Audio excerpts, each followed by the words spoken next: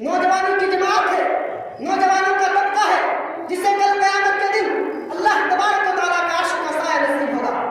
मुअज़्ज़ज़ सामईन, आम तौर पर इंसान की जिंदगी में जवानी का मरहला इंतहाई हसास होता है।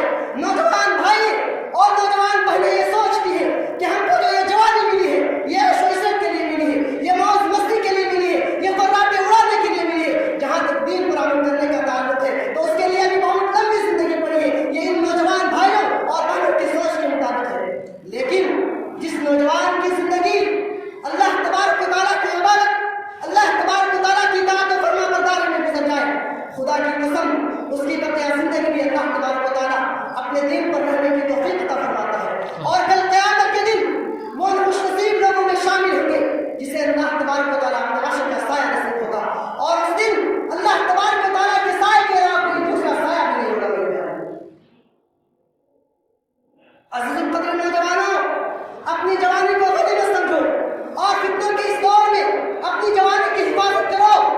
अपनी जवानी को अल्लाह तबारक व तआला की इताअत और फरमाबरदारी में खपा दो। अल्लाह के नबी जनाब मोहम्मद रसूलुल्लाह सल्लल्लाहु अलैहि वसल्लम की हदीस है, इग़्तनिम खम्सन क़ब्ल खम्सिन शबाबक क़ब्ल हरमिक। पांच चीजों से पहले गनीमत समझो। शबाबक क़ब्ल हरमिक, अपनी जवानी को अपने बुढ़ापे से पहले। नौजवानों के अंदर तो वह ताकत है कि वो जिस तरफ रुख कर ले पूरा समाज, पूरा मोहल्ला उसके पीछे चल देगा। लेकिन आज हमारे नौजवान इस तरह गाफिल हो चुके हैं, उनके दिलों में अल्लाह का खौफ नहीं है, उनके दिलों से अल्लाह का खौफ निकल चुका है। नौजवान भाइयों, अपने दिलों में अल्लाह का खौफ पैदा करो और अपने समाज और माशरे में जो बुराइयां हैं उनको खत्म करने के लिए तुम डट जाओ, कमर बस्ता हो जाओ। इंशाअल्लाह समाज की सारी बुराइयां खत्म हो जाएंगी। अगर नौजवान ये अज़्म कर ले, ये इरादा कर ले, तो दुनिया की कोई ताकत उन्हें नहीं रोक सकती। नौजवानों के अंदर ये ताकत है, ये हौसला है, जज्बा होना चाहिए। पांच चीजों से पहले गनीमत समझो, इसलिए कि इंसान जब जवान होता है उसके जिस्म के अंदर ताकत होती है, उसके जिस्म के अंदर तवानाई होती है, उसके जिस्म के अंदर कुव्वत होती है।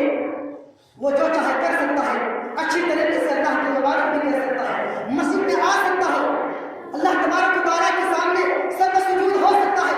लेकिन इंसान जब बूढ़ा हो जाता है, उसकी हड्डियां कमजोर हो जाती है, वो इसमें हलाल का शिकार हो जाता है, वो कमजोर हो जाता है, सही से चल नहीं सकता, सही से उठ नहीं सकता, सही से बैठ नहीं सकता। अल्लाह तबारक व तआला की इबादत करने में भी उसको परेशानी होती है, कठिनाइयां होती है, दुश्वारियां होती है।